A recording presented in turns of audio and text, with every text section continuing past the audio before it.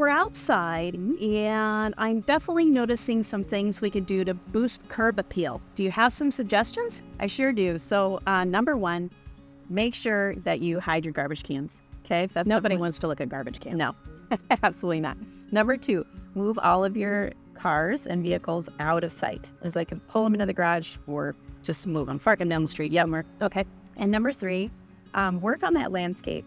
Trim off any weeds. Get rid of sticks and twigs and extra things lying around. Plant some pretty flowers. Put in something that will give it a pop of color. Put out a welcome mat. Something that just says welcome, not welcome to our home. Because again, remember, we want them to feel like it could be their home from the moment they walk through the door. Great.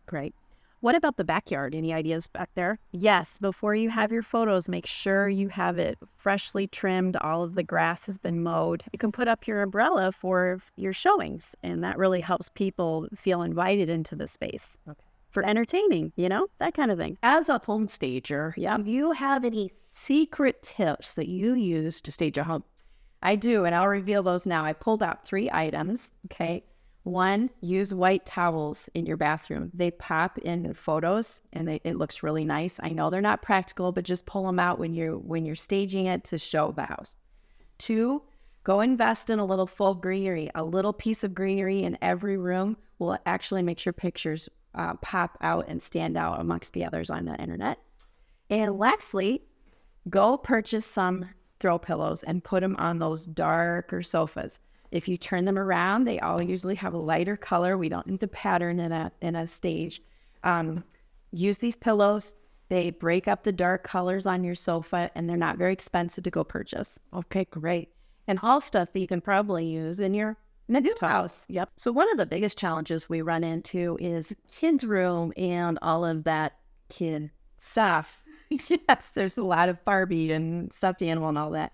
Good question. So we want to simplify those things. If we can, put them in tubs or boxes in the garage, label them so you can get them back out easily. Simplify with just some fun pictures. You can still add some decorative greenery. The kids aren't going to necessarily play with that, but that's okay. And their books, they can leave their books out and things like that. So you can still have toys out, but you can. Let's put away the stuffed animals. Don't use them as decorations on the beds because the beds will be photographed and they just need to look a little more simplified and not, we don't want to draw attention to the big stuffed animal you got at the carnival. Well, 3 tips for what to do with the kitchen.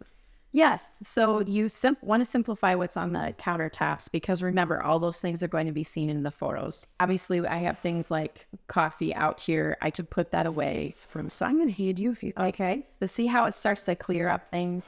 And now what I'm going to notice more is the kind of countertop that's there or the kind of faucet that I got. Demo you up in here.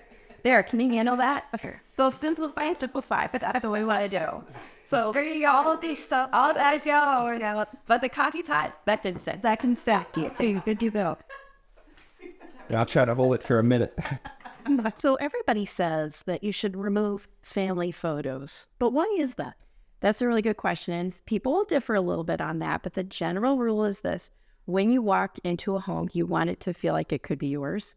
When you see a stranger's picture on the wall or sitting on a desk, you instantly are reminded, this house is not mine. Well, it makes sense. And I've personally seen people like staring at the photos going, honey, do you know who that is? Right. They get off track, right? They get off topic and they start not looking at the space. They're looking at all the details. Okay. So if we take the family photos off, what, if anything, do we put back up? Great question. Just simple home accents that don't really say any particular style. Stay away from bold colors necessarily and just use like folk plants, white pots, vases, things like that. Or simple pictures that just say something. So really just kind of generic, neutral. Very neutral. So Misty, there is so much more to consider when you're prepping your home for photos and for buyers to see it.